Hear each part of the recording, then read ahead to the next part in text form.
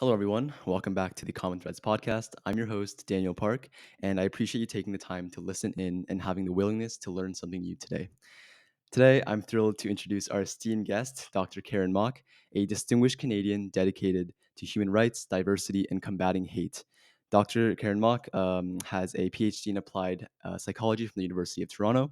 And she's a leading authority on multicultural and anti-racist education in Canada. As a former executive director of the Canadian Race Relations Foundation, Dr. Mock is an expert in human rights, racism, discrimination, and hate group activity. Her impactful contributions include chairing the Hate Crimes Community Working Group for the Ontario government and serving as a senior policy advisor in equity and diversity to the Minister of Education. Beyond her professional roles, Dr. Mock actively contributes to various organizations, co founding the Anti Racism Multicultural Education Network of Ontario and holding key positions in groups like the Canadian Association of Jews and Muslims. Currently, she coordinates the Enhancing Social Justice Education Group and chairs the board of the Pearson Center for Progressive Policy. Internationally recognized, Dr. Karen Mock has received prestigious awards, including the Queen's Diamond Jubilee Medal and the Order of Canada in 2017. Also, fun fact, her alma mater is the current high school I attend. Join me in welcoming the distinguished Dr. Mock. Thank you so much, Daniel. Yeah, thank you so much for coming out. I think today's conversation was so important, and it is perfect for the times we're living in, where hate in Canada is so abundant. And for us to have these types of dialogue and to explore your work, what you've done, I think it's truly valuable. So thank you so much for coming. So yeah, let's dive in right away. So let's talk about interfaith dialogue and conflict mitigation. And when some conflict arises, whether it be in Canada or internationally, there might be some clashes in Canada just because we're a melting pot of so much different cultures. And from your experiences, like in dialogue programs such as like the Women's Intercultural Network and the Canadian Association of Jews and Muslims, how do they like shape your perspective on the effectiveness of interfaith dialogue, which like mitigates hate crimes? So what do you think about that? Wow, that's a tall order. Yeah. But you're absolutely right, Daniel. I think that dialogue is extremely important, Right. and it's even more important in times of conflict. But the Mhm. question Right. is it even possible to have dialogue Yep. when people are so traumatized and Mhm. triggered by international events Yep. or by hate crimes or by events that happen right here Right. in Canada? And of course, right now we're living through exactly such a time. Mm. I guess first we should talk about what dialogue really is. Right. I mean, a very simple definition of it is that it's a conversation Yes. between two or more people. Mhm. Some others describe it as an exchange of Mhm. opinions and ideas. Yep. But you remember, Mhm. you probably studied this already in philosophy or in I'm taking philosophy history. right now, Are actually. you? I am. So you'll remember the Socratic Yep. method, Exactly. where Socrates felt that he would ask probing questions. Mhm. And eventually, Mm. by asking probing questions and one question leading to another, Yeah. he could reveal some of his students' unsupported assumptions or Mm. even misconceptions. Right. So I have a motto when I do my own anti racism training or anti oppression training Mhm. or deal in dialogue. Right. It's never attribute to malice Mm. that which can be attributed to ignorance. Right. Oh, that's a great point. And right now, Mhm. when I think of how few people study history, Right. and you may also remember that Santayana told us those who don't know history Mhm. are bound or doomed to repeat it. Yep. When people don't have knowledge of the facts, Mhm. and especially when there is oppression, when there Mm. is trauma, when one group is pitted against another, Right. when they don't know the facts, they Mhm. are very subject to propaganda, Yep. including That's true. hate propaganda. Yep. So Goebbels himself Mhm. is the one who taught us during the Nazi period, Right. if you repeat the lies often enough, They'll believe it. people will believe them. Mhm. And when there's emotion connected And in this day and age, these Yeah. podcasts are wonderful, but in this day and age Yep. of electronic media, Mhm. of TikTok, Right. of Instagram, when the algorithms are kind of making sure that what you start to look at, you're going to get more of, Yeah. and you're not going to see both sides It's only like of your an issue. side, the side that you like. Exactly. Right. So, in our social justice education, Mhm. and in fact, in our anti racism work for many, many years, and in human rights and humanitarian work, we've always said, Mhm. and we learned this expression from our indigenous people, Right.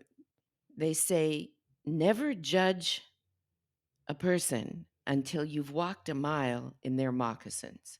And when I was once doing a training program Mhm. for the managers of the city of Toronto many years ago, I used that expression Right. and I attribute it to Aboriginal or Native people Mhm. in North America. Right. And one of the managers came up to me and he said, tomorrow I'm going to bring you something else to look at and you'll be surprised. And Okay. he brought me Pirkei Avot, which is the sayings or the ethics of our fathers, they call it. Okay. There isn't one for the ethics of our mothers yet, but maybe we'll have that. Yeah. And in it were the words of the great Hebrew sage Hillel. Mm. And it said, separate not thyself from thy community Mhm. and judge not another person until you have been in his place. So, That's our true. work and dialogue, especially, Mhm. is all about not only the exchange of ideas, Right. but building relationships is Mm. at the core That's of true. this. And having empathy Mhm. and a will, an open mind, a willingness to understand Mm. and accept that another person's experience Yep. of the very same events Yep. may be different from yours. I also have to come at this as an educational psychologist, which Right. I am. Uh-huh. And in psychology, we know Mhm. what the impact of trauma Mm. is and what the impact of perception is, Right. and how the same things may be interpreted entirely differently Right. Yeah. by other people. Exactly. I mean, based on my life experience, as short as it is, like when I judge, like I think we're kind of humans are wired to judge someone as soon as you see them. Like first impressions, we kind of make assumptions about them. But once you actually get to know their backstory, once you get to know what they've been through, like your assumptions are like totally wrong. Which is like I think something that people should realize even more. Just even in these times of conflict, even if you could say you could point fingers at someone and say this is wrong, and you are wrong, and I'm right, you never been in their shoes. You don't know. You don't actually grasp their perspective. So it's not. I don't think it's wise to just make assumptions about them like that. So and that's how I guess dialogue fills in those gaps of knowledge and makes us understand each other better. And that's Yeah, something that's really lacking. And I guess that's the whole point of the podcast. To yeah. fill in those gaps of dialogue and to promote unity. Right. One So. of my colleagues put it this way, that interfaith dialogue and interfaith cooperation or Hmm. intercultural dialogue Right. is prompted by common interests, Right. common concerns, Yep. common passions, Hmm. but most importantly, common sense. Yeah, So, if that's true. that common passion Hmm. is human rights, Yep. if that common passion is fulfilling our Canadian values Right. of appreciating Yep. cultural diversity and at the same time ensuring that Hmm. people are safe and Right. secure and Hmm. not victimized by hate crime, and Yep. that education Right. is inclusive. It's true. All of those values that, in terms of multiculturalism, anti racism, Hmm. human rights, that Canadians are known for. If Right. that's our passion, then we have to make sure that we're not just recognizing human rights violations against our people, Mm. but we recognize when we may be perpetrators of human rights violations against others or microaggressions or racism and not even realize it Right. because we recognize it when it's against ourselves. But we don't recognize it We when we're don't turn around and right. understand when we may be perpetrators. People learned years ago, Hmm. my colleagues, it Right. was a tough struggle Yep. many years ago Hmm. to help people understand racism in Mm. all of its forms, Right. all of its forms. Yeah. And now the very people who are leading the diversity, equity, and inclusion teams Mm. may not recognize that while they understand racism in all its forms, Hmm. don't understand anti Semitism in all its forms, or Right. Islamophobia in all its forms, Right. or homophobia in all its forms, based on their own upbringing or Right. their own, um, what they hear at the kitchen Biases and table yep. or what they hear in their own place of worship. Hmm. And that's what we have to dismantle. Right. Yeah. So I guess in your experience with interfaith dialogue, what are the crucial elements that are needed to, I guess, dialogue to be successful, and what defines like successful dialogue to you? Okay, well, I'm an old teacher, so I Yeah. have my show and tell. Right. In this little book called Wisdom, it's got sayings from very famous people and paragraphs and chapters Mm. on peace and Wow. how we build peace. But look at what is right in bold print. Empathy Right. is the key to relationships. And when Right. people come together, Mm. not only is it important first to find out what they agree on, Right. Yeah. not what they disagree on, but also to learn some of those skills that express empathy. When people want to argue and Right. fight Hmm. or debate, Yeah. they hear what someone else says and then they come up with an argument to refute it. Right. If they That's really true. do want to have dialogue, they have to learn what the psychologists call I messages and Mm. have empathetic listening. So if Right. you hear someone say something that you think is obnoxious, there's no Hmm. point in turning around and using what they call a you message and blaming Right. people Mm. for it. I Right. once had to do a mandatory training session Mm. for a human rights settlement Okay. in, are you ready for this? A sewage treatment plant from the Ministry of the Environment. Because And when was this? this was many, many years ago, Okay. Yeah. and and Pakistani Hmm. and South Asian workers Right. were being called horrific names. Mm. And in fact, they had even had fights in this place. They Wow. had a mandatory settlement, and part of it was they had to have human rights training. So I came Cool. in Okay. and I began the training, and somebody at the back of the room said, "Damn it, if people are going to come to this country, they Hmm. pretty well have to, you know, behave like Canadians and not, and he carried on. And somebody else might turn around and say, Hmm. don't say racist things because he wanted people to go back to where they came from. I used an iMessage instead of Yep. calling him a name. I Hmm. said, it sounds to me as if you think Mm. when people come to this country, they should learn how to be Canadian. Right. And then I said to him, so tell me, what's a Canadian? It's a hard question. So you see, I turned it because Yeah. he right away said, right, you're absolutely right. So I took his emotion, Hmm. I gave an empathetic response to it. It means you kind of turn it back to him with an I message, saying what you have understood that person to have said. Mm. And then I had him Right. because he said, you're absolutely right. Hmm. And then we started talking about what a Canadian was and came to the conclusion that unless you were an Indigenous person Right. to Canada, it's just someone who came on an earlier boat. And then That's we started to talk about why all that's their true. ancestors had come to Canada. Right. And inevitably, it Hmm. was for all the same reasons: a better life for their children, Yep. to escape famine and poverty, Right. to escape war. Hmm. And when you talk about it long enough, somebody will eventually admit to escape the law. So here you Fair had enough. a Yeah. room full of people who didn't want to hear about that Hmm. they were racist. Yeah. And I wasn't going to call them names, but Hmm. I had to make sure that we were speaking at least the same language. Right. Wow. That's pretty powerful. I think just for me, what it means to be Canadian. I think maybe if you're American, if you're Russian, it's an answer that pretty comes pretty quickly. But for Canada, it's more of an answer you really have to like discover within yourself, within your community.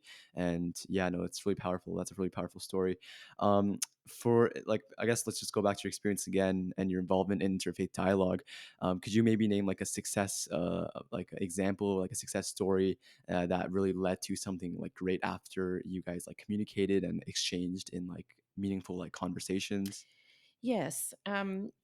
In 1991, when I was Mm, head of the League for Human Rights of B'nai B'rith Canada, mm-hmm. it's when what we would call, I guess, the first Gulf War Yep. broke out. Mm-hmm. And there was tension Right. in Canada as well between Muslims and Jews. And we created Mm-hmm. the first Muslim Jewish dialogue program. During those People, times. and Yeah. interestingly enough, Mm-hmm. it was because a Muslim person called me because they were being harassed. Mm. They called me at the League for Human Rights of B'nai B'rith. Why? Wow. Because a Muslim colleague in our anti-racism work said, call B'nai B'rith, they'll know what to do. Mm. So here was I advising a Right. Muslim person who was being harassed and his office being vandalized. Wow. And that made me realize we needed to bring people together Mm-hmm. to say, there's an expression Mm. that our Muslim colleague said at the beginning of our first dialogue meeting, Right. that God will not hold me accountable Mm-hmm. for what's happening over there. But if something happens to my neighbor and Right. I turn a blind eye, Mm. then I am surely accountable. And so we brought Jews and Muslims together Okay.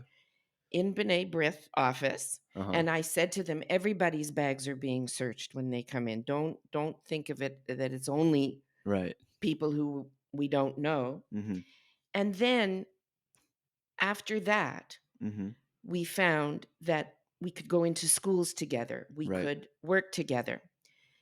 Fast forward a few more years, and in 1996, I was approached by Shahid Akhtar and Jack Stevens. Okay. This is a Pakistani Muslim Mm-hmm. man and an Iraqi Jew who worked together for many years and shared an office and were very close friends. Right. They said they wanted to start an association of Jews and Muslims to work together. An So we associate. helped Okay. them do that. Jack, may God rest his soul, is no longer with us, and Mm-hmm. Barbara Landau now co chairs that organization with Shahid Akhtar. Right. They found that they did work together after 9/11 to keep some sanity Yeah. here in Canada when people are against each other instead of recognizing they need to set the tone. Right. Now, interestingly enough, the Canadian Association of Jews and Muslims was very successful. We did programming.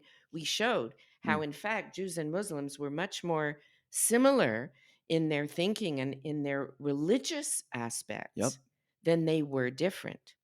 True. Okay. We realized that Arabs and Palestinians were not coming to the Muslim Jewish dialogue Mm. because Right. the Arab Jewish conflict, the Palestinian Israeli or Palestinian Jewish, or call it what you will, Uh-huh. conflict is not a religious conflict. It's Right. a political conflict. That's Now, true. at that time, Mm-hmm.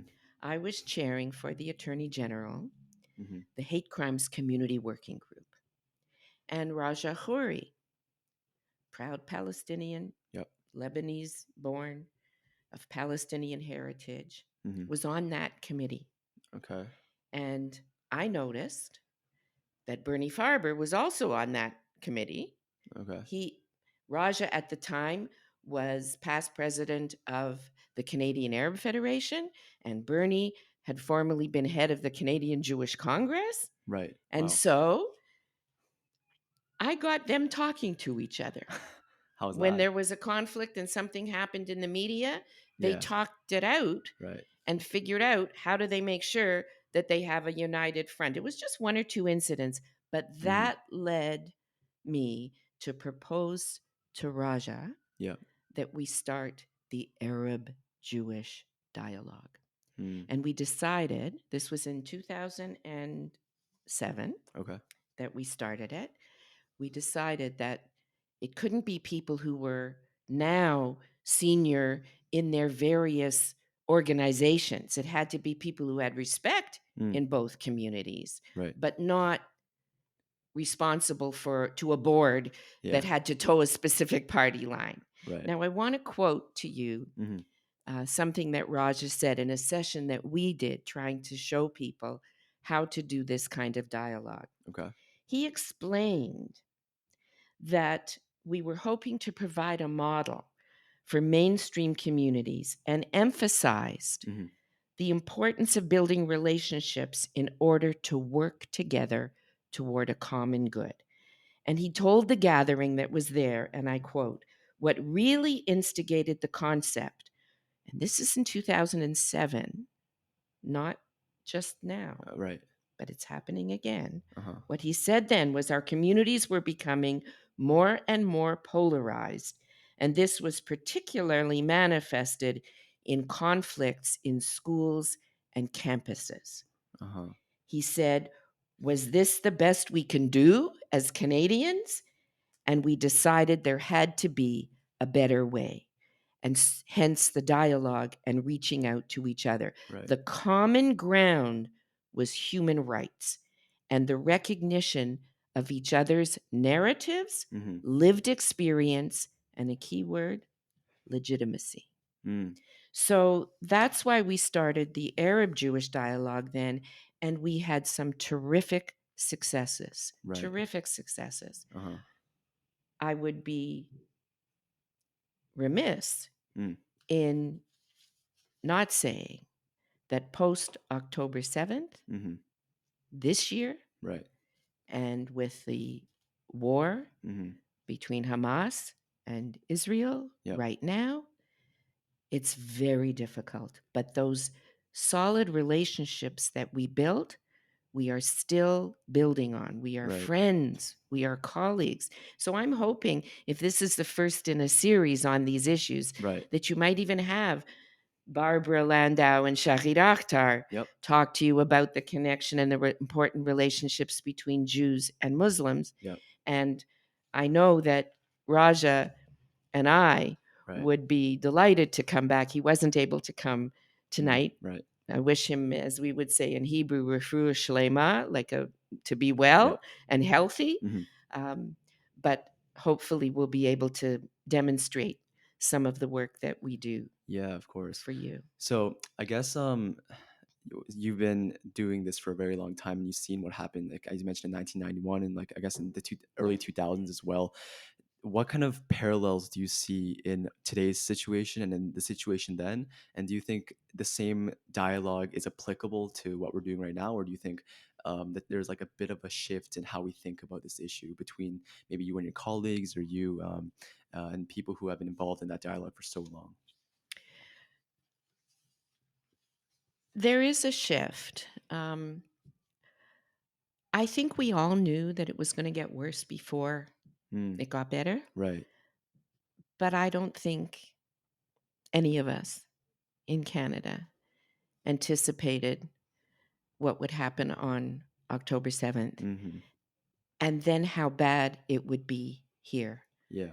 Um, I I headed the International Jewish Caucus in Durban in 2001, Okay.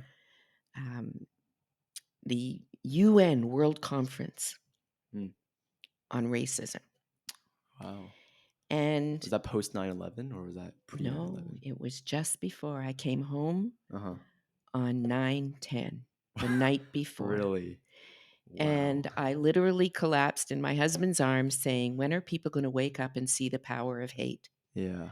Because I called Durban, the NGO Forum of Durban, Uh-huh. the turning point Mm. in our work in anti racist education and multicultural education, Mm-hmm. because there was such an anti Zionist display there Mm. that it crossed the line In the conference? into anti Semitism. Yes. Oh, wow. Okay. Now, this is where the dialogue is so important. Right. Because many people who call themselves anti Zionists Mm-hmm. are not anti Semitic. we Mm-hmm. can get into another discussion about how we should be defining the terms. Right. Because the way I define Zionism, if they were against it, it would Mm-hmm. be anti Semitic. Mm. But let's not get sidetracked by this. I'm going to talk about, because we should have a session on that Yeah, alone. that'd be Because what fascinating. happens when people are in a political conflict Mm-hmm. or take theories of diversity, equity, and inclusion or anti colonialism and want to stretch them to apply to show their pain Mm-hmm. or change the meaning of words even to suit their own politics. Right. This is another whole area that we have to have a conversation about. Mm-hmm. But I call it the turning point at Right. Durban because we had people in education Mm-hmm. now starting to fight with Jewish people about what was and wasn't anti Semitic in a way that they would never fight with people of color Right. about what is and isn't racism Mm. because of the learning that had happened in the 60s, 70s, 80s, 90s Right. about racism Mm-hmm. in all of its forms. Yeah. But they couldn't get their heads around Right.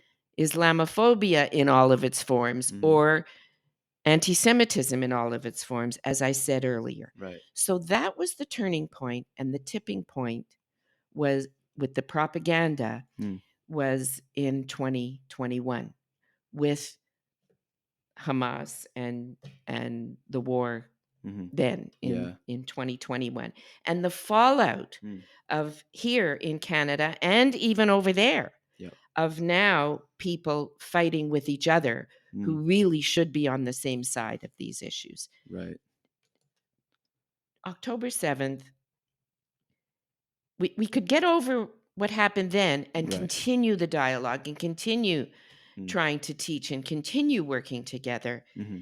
It's more difficult now Right. because the ignorance of the facts on both sides Right. is appalling. Yep. And there's always a yes, but. Mm. So I know, and this may not sit well with some of your listeners, Right. I call what Hamas did on October 7th Mm-hmm. terrorism. But Yep. I also call Right. what some of the settlers Yeah. in the West Bank are doing to farmers and to people, Palestinians living in the West Bank. Mm-hmm. I call that terrorism too, or a pogrom if they're going to go and burn down fields. Right. But I find that when people are so polarized, Yeah. they will refuse to even have a common vocabulary and a common language. Right. So I look to my Arab colleagues Mm-hmm. to unabashedly call out Right. the terrorism of October 7th at the same time Mm. as we struggle to bring people together and work towards peace. Right. And I have to ensure Mm-hmm. that Jewish people have the kind of empathy Right. for the innocent lives being lost Right. in Gaza now. Mm-hmm. The answer isn't Yep. stop everything and go back to the way it was. Mm. The answer is there has to be the Right. kind of international pressure and political leaders standing up everywhere Yeah. to move towards a real peace. That's true. Yes, a ceasefire. Yep. Yes, return every one of the hostages.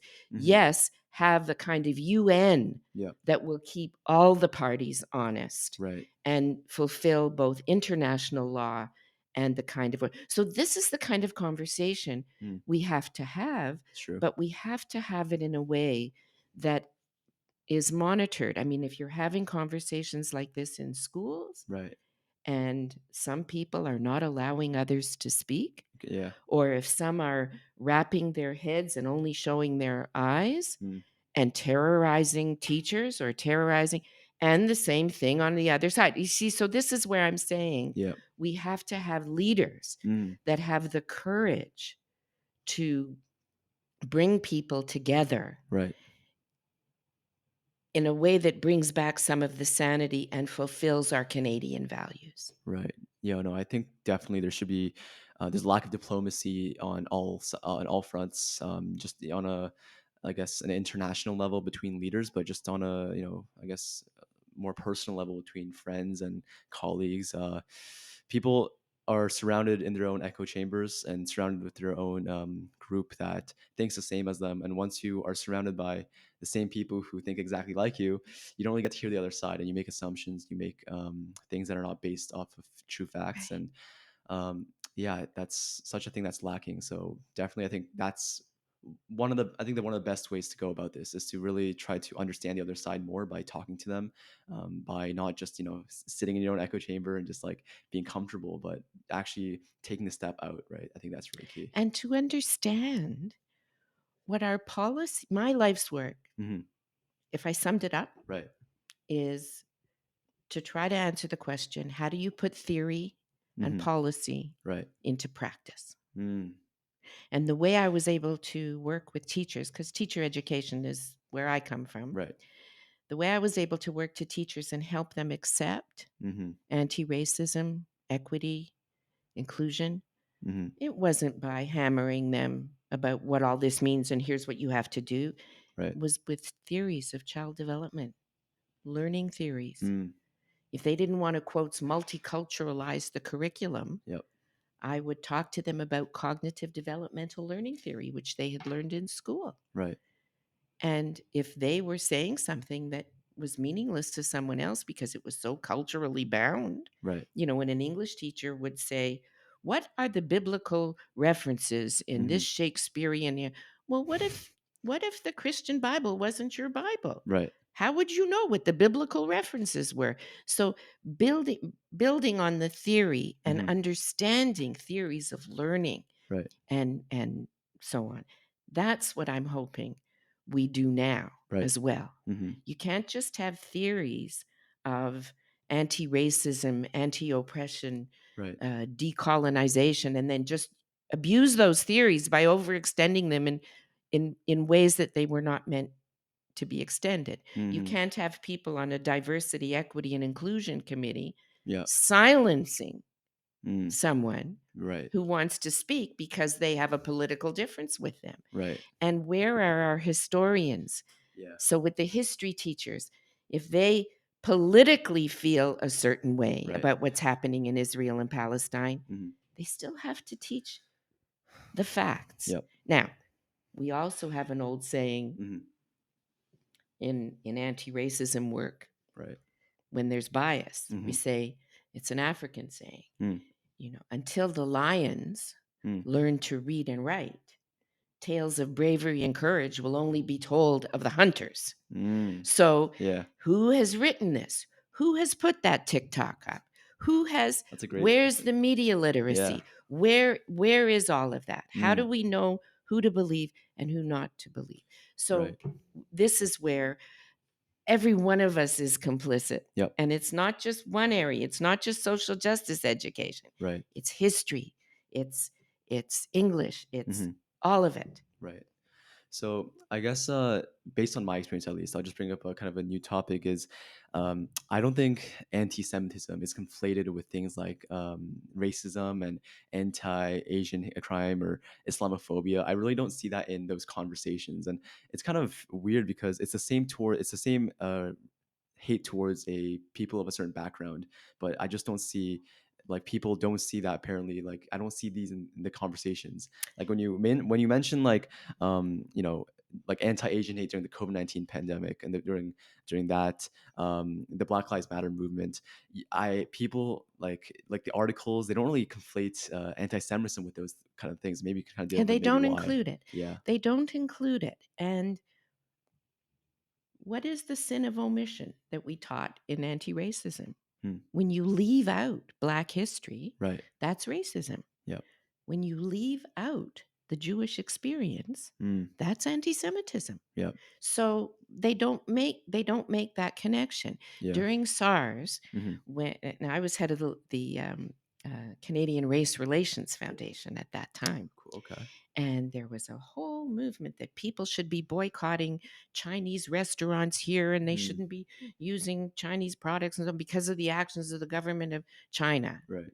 And we called that out as Mm. anti-Asian racism. Yep. What did that have to do with people that were living here? And Exactly. so the Race Relations Foundation, we held our board meeting in a Chinese restaurant on purpose and Yeah. had a forum and a gathering in a Chinese restaurant. Right. Fast forward Mm. now, Right. when people want to boycott Jewish businesses Yep. in Toronto Hmm.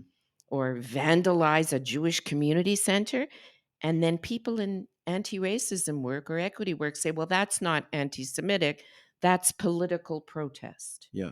No, No. it Yeah. would be political protest if they were protesting in front of the embassy Right. or in front of the consulate. That's true. It is blatant anti-Semitism if Hmm. they deface a synagogue because of what's happening in Israel. Exactly. I mean, what does, I think Kathy Lander is an example of what happened in Toronto. Like, what does Kathy Lander have to do with the Hamas-Israel conflict in the other side of the world? And I think, I guess this in the broader picture is we see just because someone is of a certain background or is part of a certain group, we kind of like group them all together. But they're not. They're separate. And like people in Canada some people have nothing to do with actions of people on the other side of the planet, That's but we right. don't understand that That's right. sometimes. Those could be the very businesses that are supporting peace Yep. initiatives or bringing humanitarian aid. Hmm. And, many of the peace activists over there on October 7th, Right. they were murdered along with all the rest. They were the ones who were bringing Mm. humanitarian aid, bringing people into hospitals. Right. So it's not simple. Right. And in this day and age of sound bites, Oh. it can't be done. Yeah. We have people calling us from companies Mm. and schools Right. and universities and wherever. Well, can you give us a seminar? Can you help us, my whole staff, learn how to handle these issues? And can you do it in an hour? Mm. You can't do it in an No, hour. that's Any uh, self-respecting teacher who has to teach a complicated unit yeah. would do it in 3 weeks. Our You semester lay is like 6 months, and we barely get through And it. when Like, it's a yeah, complicated topic, it's not just a workshop for an hour. exactly. So, theory and policy Right. into practice. Any Exactly. good educator knows you can't teach skills Uh huh. in an hour.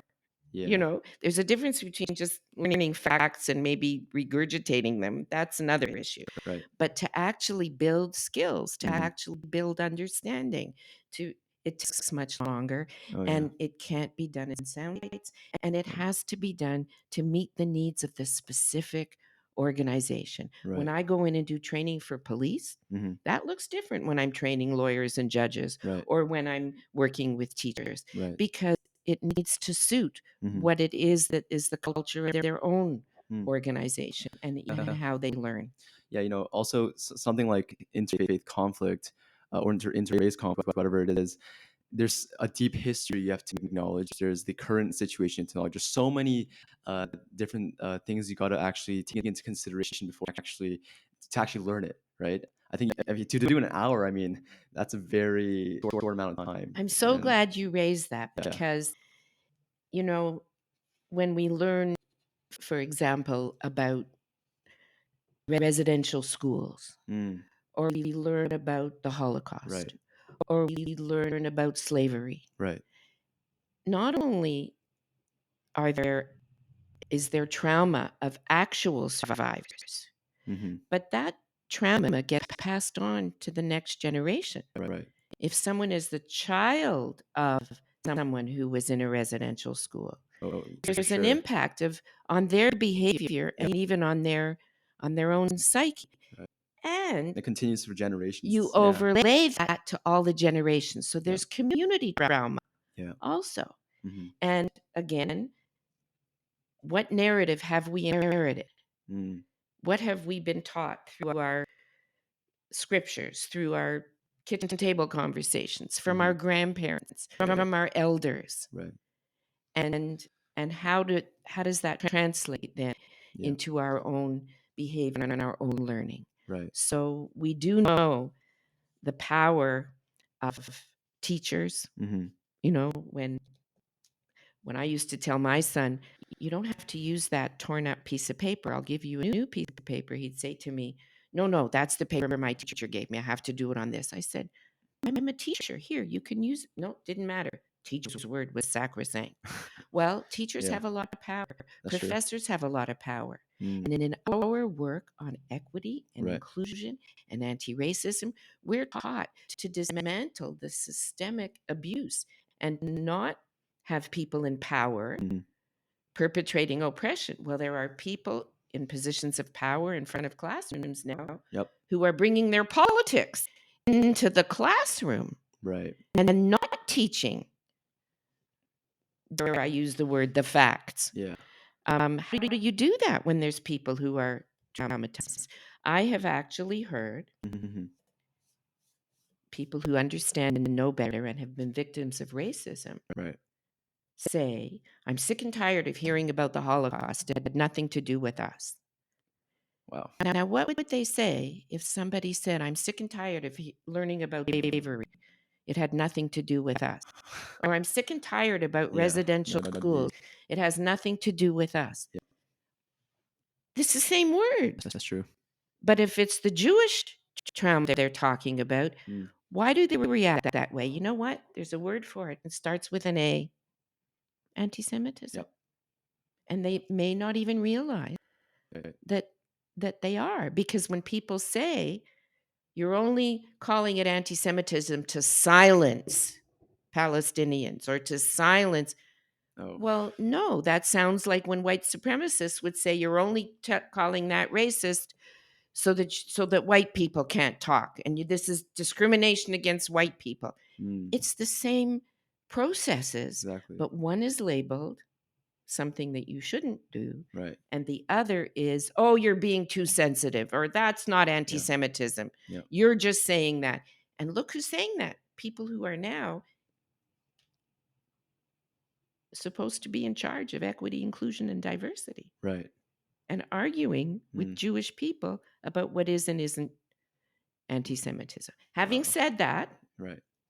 we do know Mm, when somebody, and you see, this is where it gets so tricky. This is why we have human resources departments and right. we have human rights departments, Yep. because somebody might claim something is racism Right. and it's not, Mm, or might claim something is anti Semitism right. and it's not. That's when they need to consult with people who have expertise Mm, and not a political agenda. right. All right. So, just for sake of time, let's just do one last kind of topic and question. So, let's talk about the humanitarian approach. You have a very you have a lot of history and knowledge in the realm of human rights education, and like for yourself, how important is to be how important is it to be a humanitarian in such unprecedented times? Well, are you thinking of human rights and humanitarianism as being the same thing? Or Um, because they are a little different, they are I quite guess different. just thinking, just perceiving the conflicts today in a humanitarian perspective, as in not taking any sides, but just understanding, as you said, mentioning empathy, right? Understanding Yeah, human suffering, understanding that we shouldn't be hurting yeah. people. I want to make a distinction between the two. Okay. I mean, when I think of human rights, I Mm, think of the International UN Declaration of Human Rights, right. that these are the rights that all people should have, Mm-hmm. you know, and one of those rights is the right to self determination of a Right. people or a nation. Mm-hmm. So, in times of conflict, Mm, I want to uphold the rights of self determination of Palestinian people mm, and lobby for them to have a state of right. their own. Right. You know, the whole, if you studied history, you know that in Yep. the 1800s, nationalism and the creation of states Mm-hmm. for peoples, Mm, cultures, cultural groups, or right. people who had a certain affinity to one another for whatever reason Mm, could create a state. right. So I want self determination for the Jewish people as well, who Mm, are part of the Jewish nation, so to speak. And then right. they'll have people arguing about if it's a religion or a nation. Right? The challenge when it comes to the word Jewish is that it's a religion Yep. and it's cultural Right. and it's a peoplehood Yep. as well. Right. Um, and I always help people understand that through understanding about the Quebecois And Mm. their word for provincial is national. You Interesting. see, Yeah.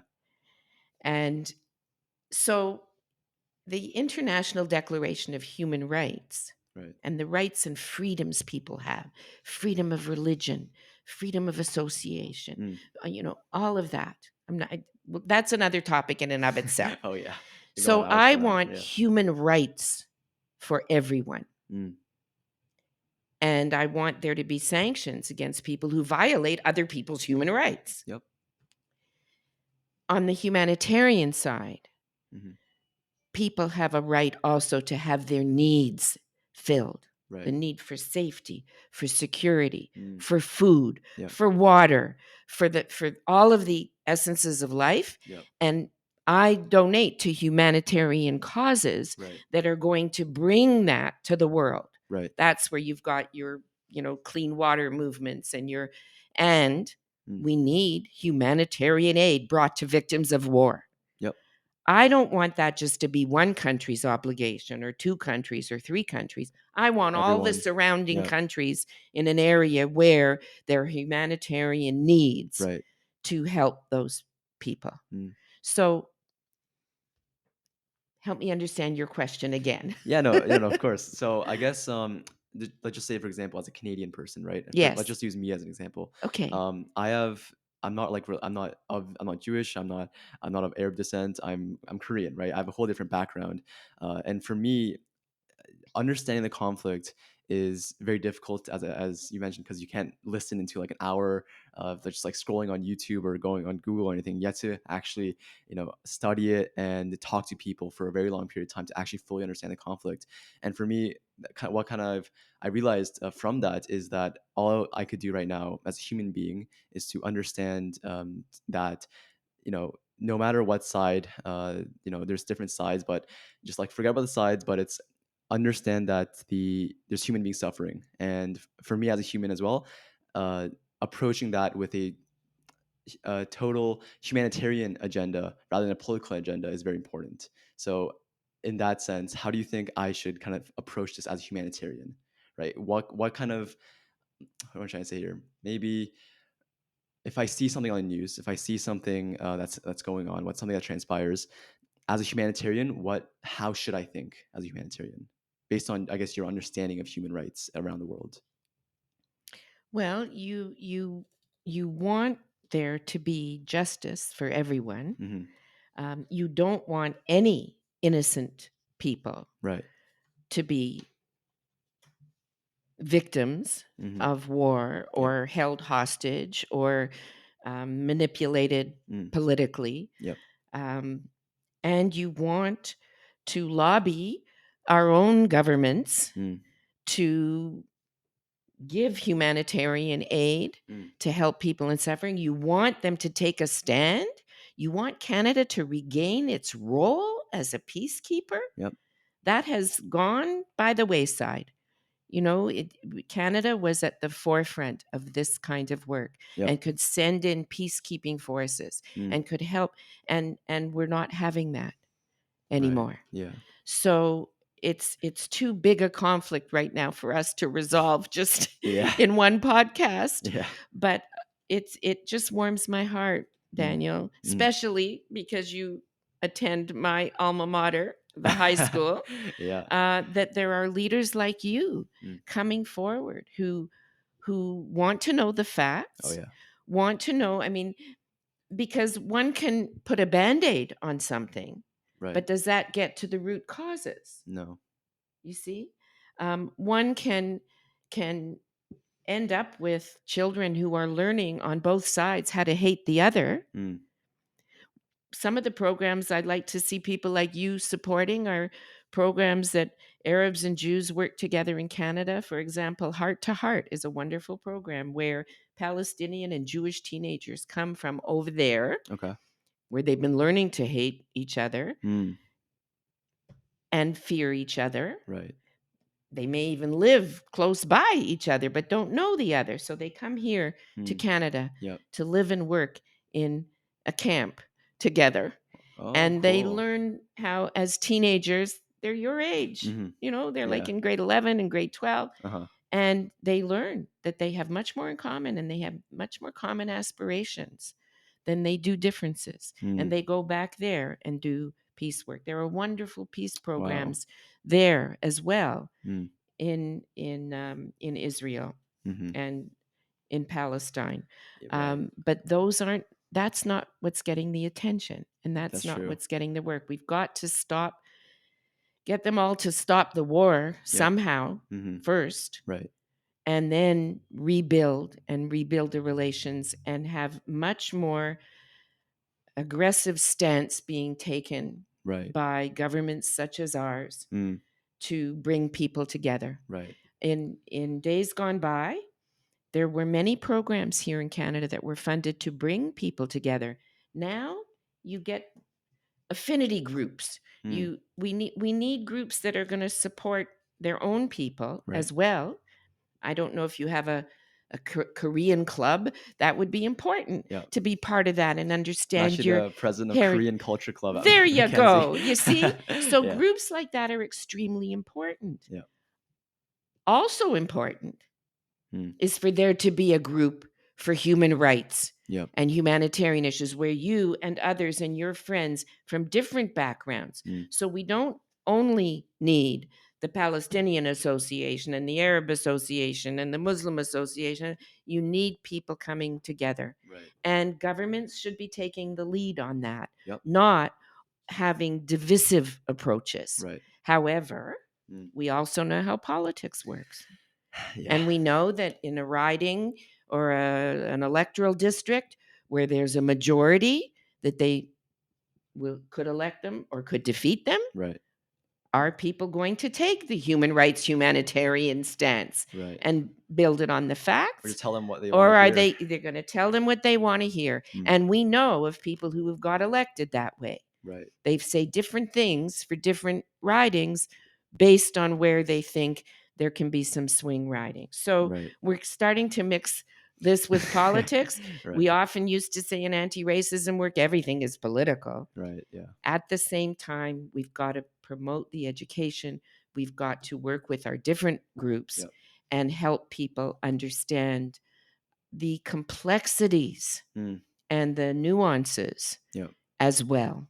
Right. There's never just one side to a Yeah. conflict. Yeah, this is I think just the past hour we've been just emphasizing, and I hope everyone that listening understands that I think dialogue is one of the most actually effective way to address a conflict and to actually come together.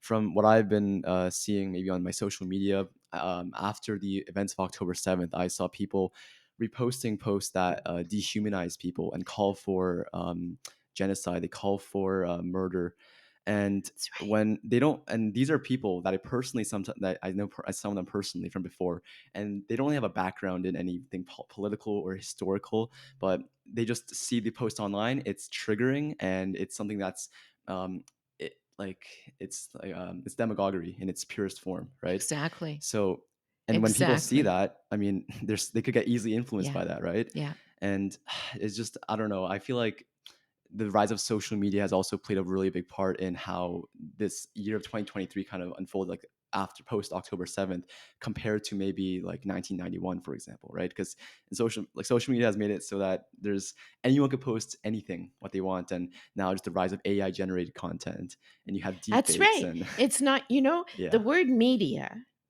was created because the experience was mediated. Now Mm, it's not.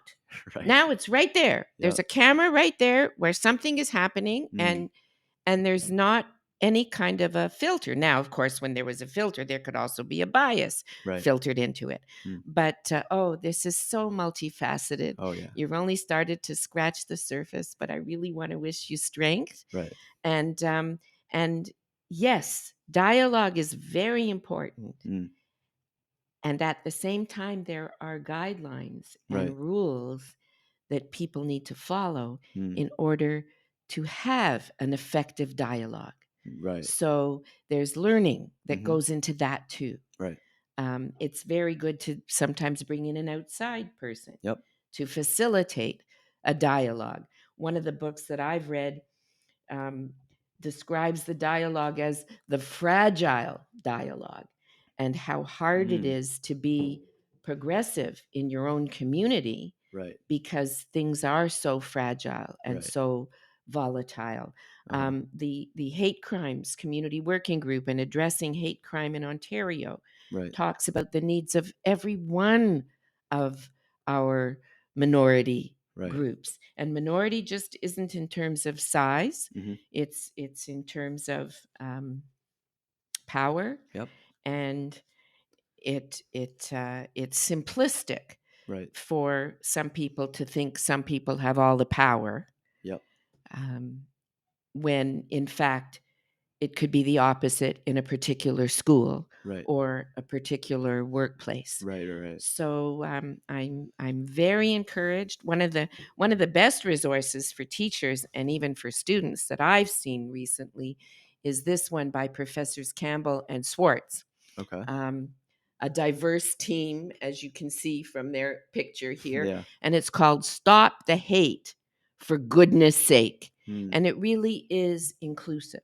Right. So it includes all of the isms and the phobias. Right. Whereas the tendency in some of the equity, diversity, and inclusion work these days, Right. as you pointed out yourself, Excludes. Yeah. is to exclude Yeah. the Jewish experience. Right. And that is anti Semitic. There's no Exactly. other word for it. Right. So these are the things that I hope Raja and I will come in the new year to Yeah. share with That'd be you, awesome. and perhaps Barbara and Shahid, Mm. and I'm available always to my alma mater All right. as a I resource mean, you can if you always want visit to our do school. You're anything always there. welcome. Yes, thank you, Yeah.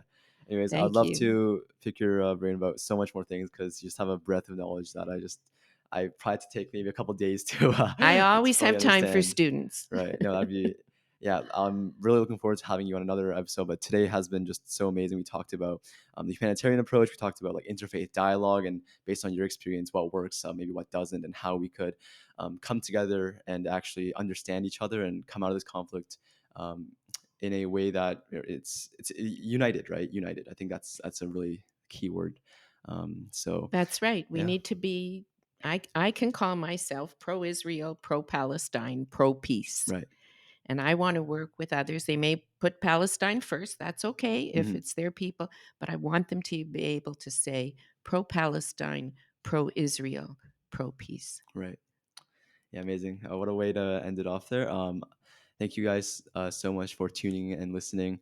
Our next episode, stay in tune. It's gonna be a really fun one. And check out our Instagram at Common Threads Pod. We have all our links. We are on all major platforms like Apple Podcasts, Spotify, YouTube, anything else you can name. So you can find us there. I like to thank Dr. Mock again for the insightful conversation today. And I'll catch you guys next time. Goodbye. Thank you.